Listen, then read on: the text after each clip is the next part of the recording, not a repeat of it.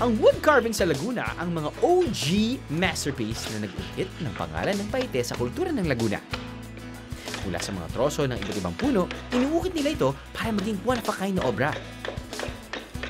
At ang kanilang angking galing, pinamamana nila sa mas nakababatang henerasyon. Nakilala ko si Kuya Nelson, the one-handed ice carver. Ito po yung lagari. ISO para sa yelo. Okay. Tapos yung tawag po dito sa amin is ito po yung paet. Dito po nanggaling yung pangalan ng bayan namin na Paete. So ito po yung paet. Okay. At ito po naman yung Salbahe. Tres Pico. Bayat.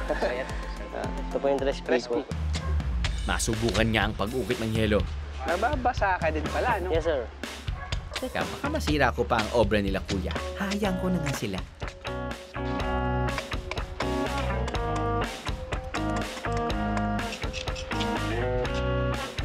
Di pala basta-basta ang ice carving dahil natutunan ito sa loob ng 3 hanggang 4 na oras. Kailangan mabilis ang bawat galaw at kilos ng carver. Yun. After nearly an hour, tapos na si Kuya gumawa ng kanyang ice sculpture na 4 na angel fish.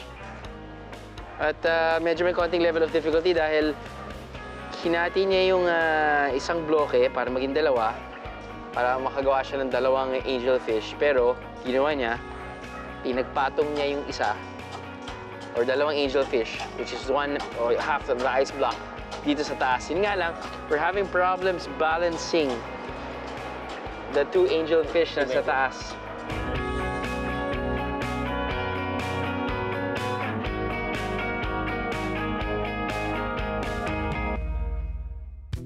Kailangan namang magaling sa intricate details ang nag-uukit ng mga prutas. Gaya ng fruit carver na si Mang Fred. Mula sa pag-uukit ng kahoy, napunta si Mang Fred sa paggawa ng mga food decoration para sa mga fine dining restaurant at hotel. Kailan niyo po sinimulan to? Kanina lang. Kanina lang? Hindi, yung pagka-carve po ng prutas. 20 years na. 20 years na talaga. Mula sa hotel. Yun, yung sasabihin ko sa'yo na parang ito yung mga pang-display sa hotel, eh, no? Sa barko. Pero saan ho kayo? Sa barko. Pero saan ho kayo nagsimula? Sa kahoy po. Sa kahoy talaga, eh, no?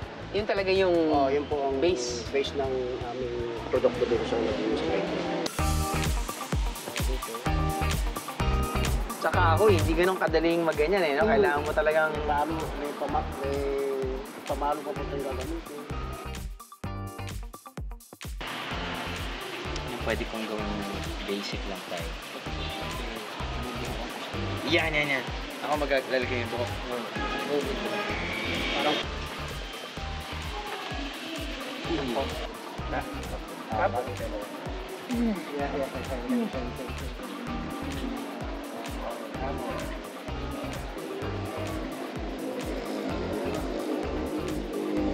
Asawa ko yata ito, eh. Sabi ko naman talaga na kasing tamis siya ng watermelon. Ano, nabitig ka sa biyahe? God!